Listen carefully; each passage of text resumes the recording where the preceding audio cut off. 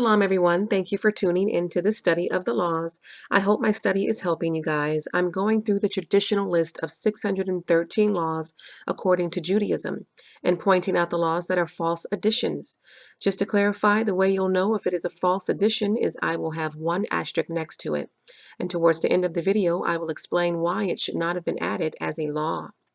2 asterisks will indicate if the law has been altered by Judaism and needs to be changed to fit its scriptural reference.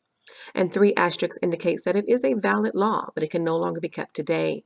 It's important to remember that Deuteronomy 12:32 commands us not to add to the laws or take away from the laws. It says, "Thou shalt not add therefore or diminish from it." What Judaism has done is add traditions to it and change some laws to fit their customs. What I'm trying to do is remove those false additions and get us back to the true Torah and the actual true number of commandments we are to keep. I'm not perfect. I'm learning right along with you guys, so feel free to comment below and let me know your thoughts as you go through your own independent studies. I would greatly appreciate that.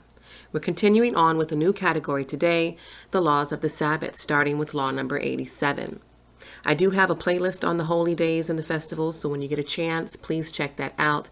It will be a great help in the keeping of these laws that pertain to the festivals and the holy days.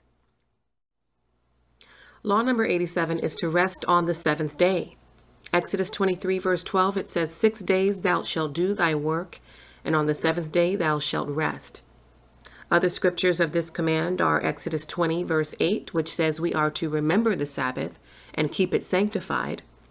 Leviticus 23 verse 3, it says 6 days shall work be done, but on the 7th day is a Sabbath, a day of rest, holy convocation, which means assembly. You shall do no work therein. It is a Sabbath of the Most High in all of your dwellings. The Sabbath represents the 7th day of creation, when the Most High rested after creating the universe and everything in it.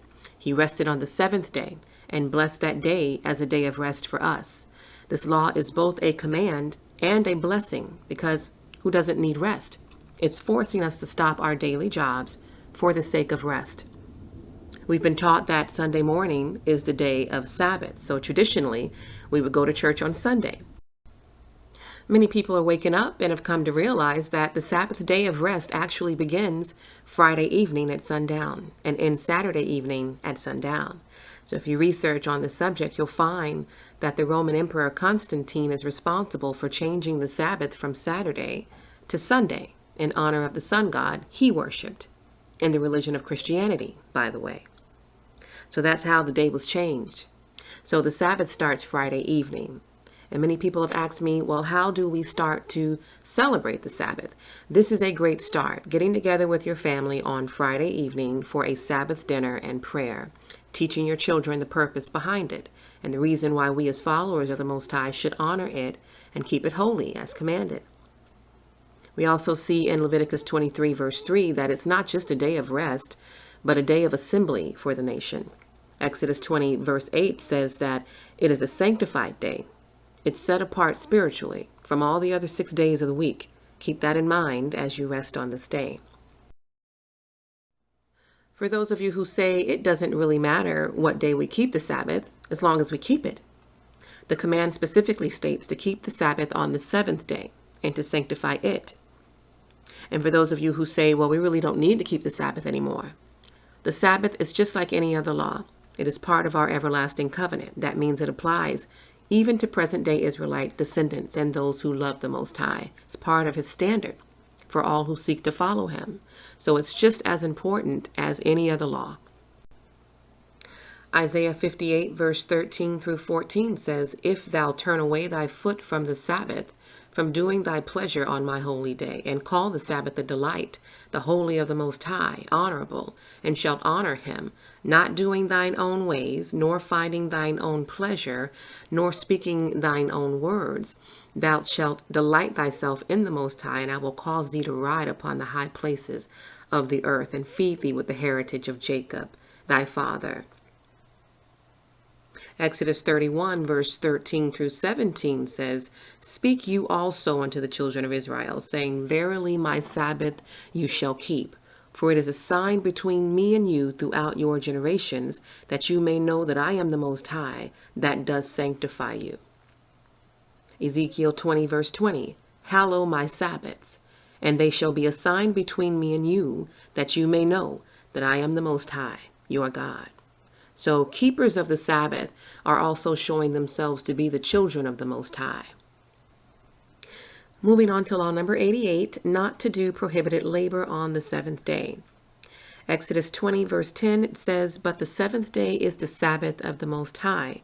In it thou shalt not do any work, neither thy son, or daughter, or manservant, or maid, or cattle, or stranger within thy gates. This law is an extension of law number 87, telling us not only are we not to do any work, but no one in our household should be working either. I placed 2 asterisks next to this one because per the scripture, this command does not only say don't work. It's telling you who else in your home should not be working. The true command should be not to allow members of your household to work on the Sabbath.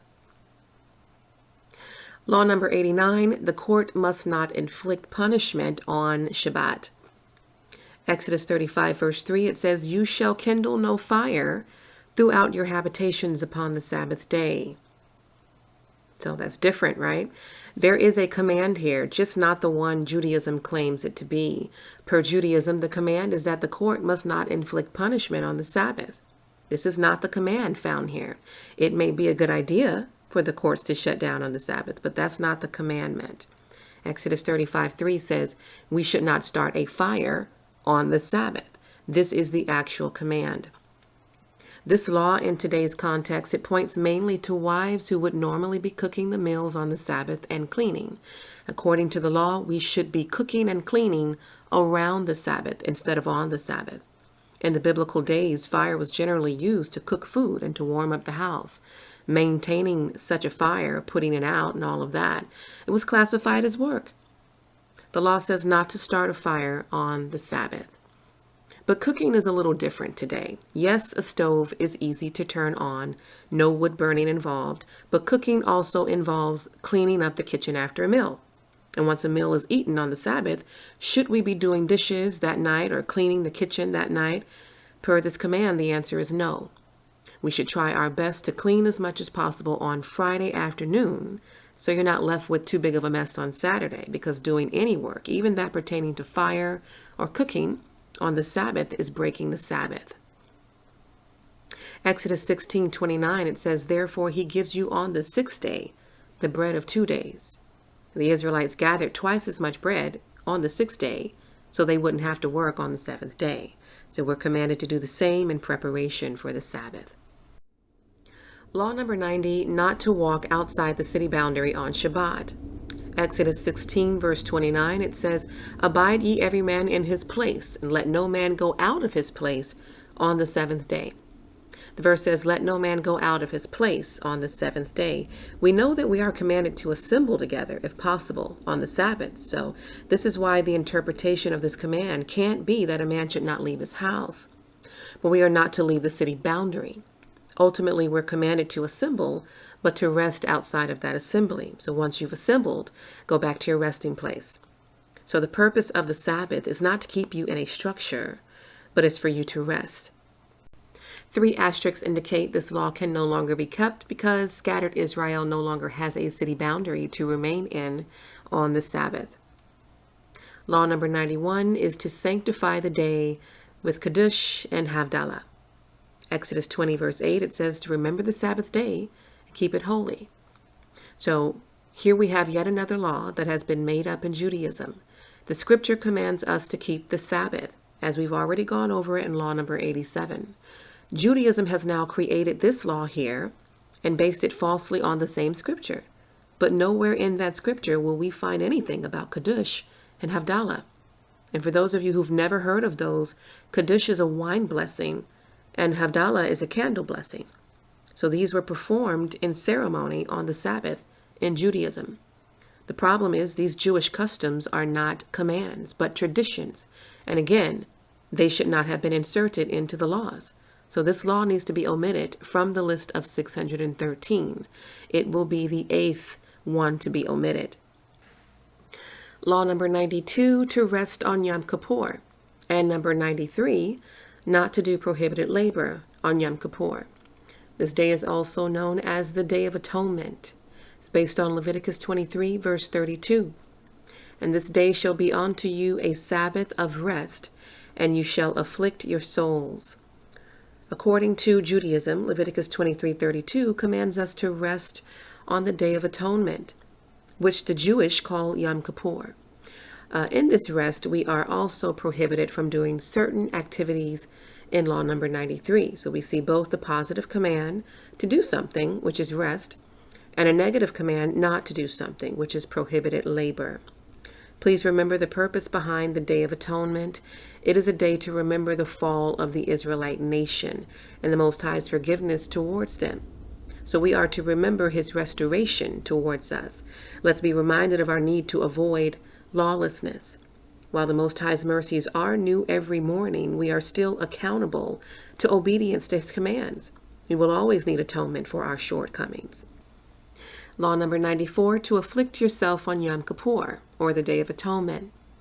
Leviticus 16:29, it says, And this shall be a statute forever unto you, that you shall afflict your souls, and do no work at all. The command here is to fast on the Day of Atonement. Simple. However, in Judaism, it's never quite that simple.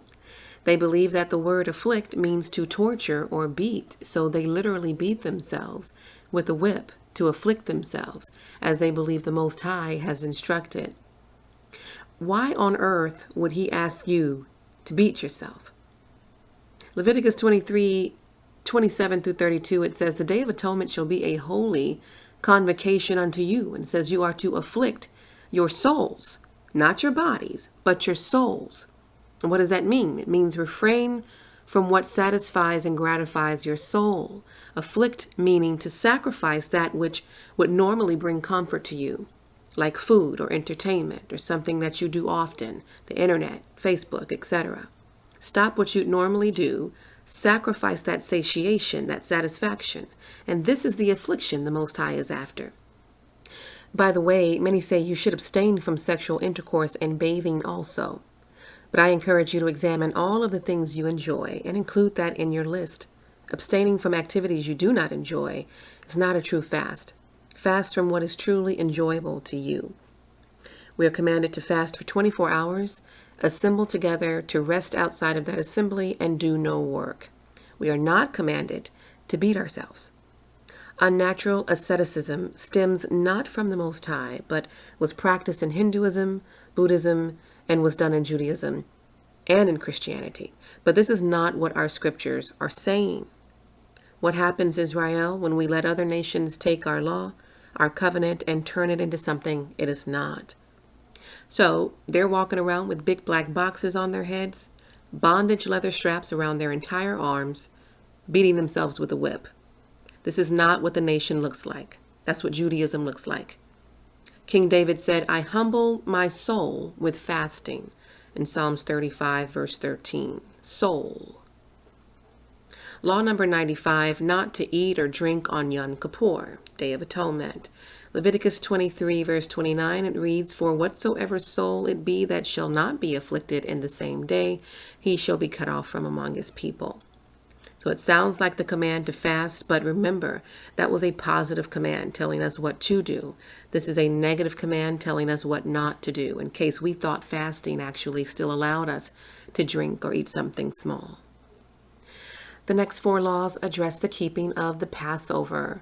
Law number 96, to rest on the first day of Passover. Leviticus 23:7, it says, In the first day of Passover you shall have a holy convocation. You shall do no service work therein. 2 commands are actually found in verse 7, not only to rest on the first day of Passover, but also to have a holy convocation or an assembly. So this command needs to be changed to include both. So I place 2 asterisks next to it. It's a Sabbath day, so not only are you assembling together, you're resting outside of that assembly. I do have a video on the Passover, so please take the time to view it so you can have a little bit more knowledge about this holy day. But just to summarize it for you, the Passover is 1 day long and is followed by the Feast of Unleavened Bread, which is the very next day and lasts for 7 days, totaling 8 days for both feasts. The purpose of the Passover is to commemorate how the Most High passed over the homes of the Israelites and spared their firstborn children during the 10th plague in Egypt, after which the Israelites sacrificed the lamb annually in remembrance of how the Most High spared their firstborn. And because of the blood of the lamb, their firstborn were spared. This is why we continue to honor the Passover till this day. Easter does not take its place. For you Christians out there, the Passover is a feast day that we've been commanded to keep forever. In Exodus 12:14, it says, "And this day shall be unto you for a memorial. You shall keep it a feast to the Most High throughout your generations. You shall keep it a feast by an ordinance forever." Law number 97, not to do prohibited labor on the first day of Passover. It's based on the same scripture. This law is very similar to number 96, which says to rest on the first day of Passover. This command says not to do prohibited labor on the first day of Passover. So at first glance, you may assume these two laws are saying the same thing, but the first is giving you a positive command, telling you what to do. Second law is giving you a negative command, telling you what not to do. Slightly different. So if I tell you to rest, resting means different things to different people. My husband's idea of rest is laying down and closing his eyes. My idea of rest is sitting up and studying. So for me, reading is resting. That's just me. It's relaxing for me. So there is a developed list of things not to do for people like me who can't seem to sit down long enough to actually rest. It's a generally accepted list that may still be debatable, but it includes the following: planting, plowing, reaping, gathering, threshing, separation, purifying, grinding, sifting, kneading, cooking, baking, shearing, cleansing, combing wool, dyeing, spinning. I mean, they're making sure they've covered every job known to man in the field, in the warehouse, and in the home. Weaving, tying, untying, sewing, tearing, trapping, slaughtering, skinning, preserving, sanding, scoring, cutting, even writing or erasing. So that there will hit me the hardest because I love to write. So even it is traditionally considered work. Building, demoing, putting out a fire, starting a fire, finishing a project, etc., etc. One exception to these rules is if someone's life is in danger or if a woman is in labor and needs to be taken to a hospital. This list of prohibited activities is debated but generally accepted among followers of the Torah. The next two laws are based on Leviticus 23, verse 8, which reads, "In the seventh day is a holy convocation. You shall do no service work within." Law number 98 says to rest on the seventh day of Passover, or unleavened. Law number 99 says not to do prohibited labor on the seventh day of Passover, or unleavened. Remember, in Judaism, Passover is 8 days long, but according to Scripture, is only 1 day long, followed by the 7-day-long Feast of Unleavened. So when I say the seventh day of Passover, I'm talking about the final day of the Feast of Unleavened, which is a Sabbath day. You can read about it in Leviticus 23, verse 6 through 8. We're commanded to rest on the seventh day of unleavened and to avoid doing any prohibited labor. Remember in Exodus 23, verse 14, there are 3 times a year the Most High commanded the Israelites to come to Jerusalem: for the Passover, for the Feast of Weeks, and for Tabernacles. Let's look at a few more festival laws we were commanded to keep with the positive and negative commands attached to their Sabbath rest days.